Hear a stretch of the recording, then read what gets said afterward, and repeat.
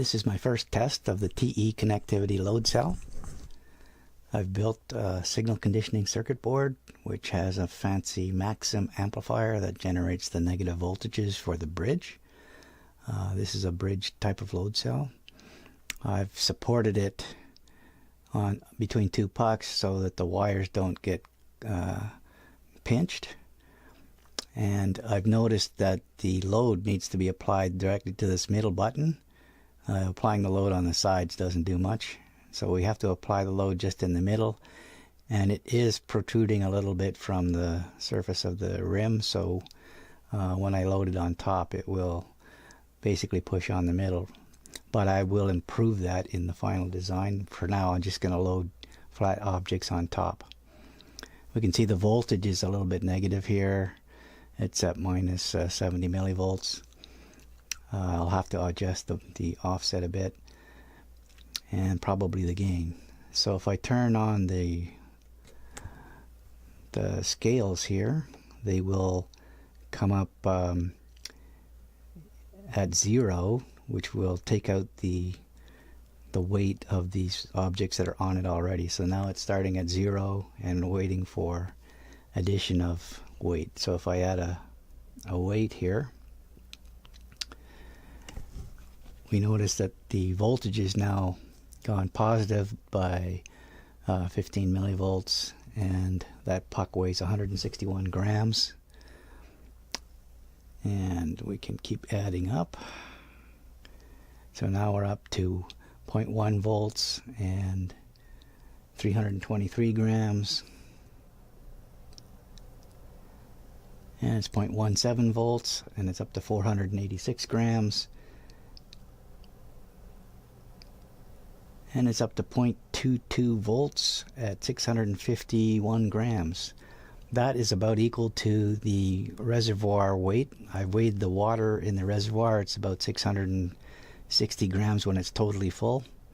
So that's about the weight that I'll want. I think I can increase the gain by a factor of 10 and get 2 volts at full scale. So we'll come back with another video when I've messed around with the actual gain settings here. But so far it's very promising that the board works, does what it's supposed to do, and it's all hooked up, ready to go with more changes to the gain. Okay, I'm back with test number 2 of the TE connectivity load cell, which is here. Now the offset has been increased because I increased the gain here by a factor of 10, and this offset is actually going to compensate for the residual load due to the motors and the empty reservoir. So that will actually end up going to 0 when I've loaded it with the residual load. Okay, so let's turn on the scale, and it's going to tar out at 0, hopefully.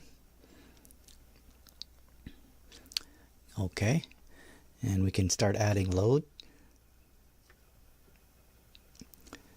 and it's already up to 0.5 volts,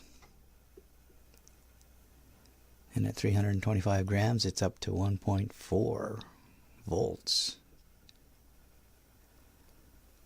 486 grams, it's at 2 volts.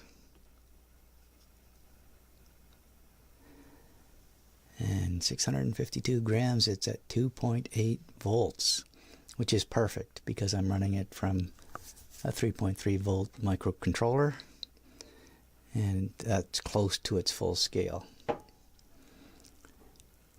So we're all set to go. We now have a good analog signal for the microcontroller to read that's going to be able to measure the amount of water in my reservoir.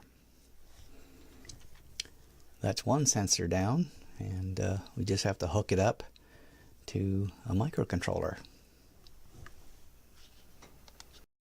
I don't know if it's visible, but the test point holes in my circuit board are sized so that they fit perfectly on normal DVM probes, so I can just put the probes through these holes to measure the voltage, and I don't have to have any fancy clips.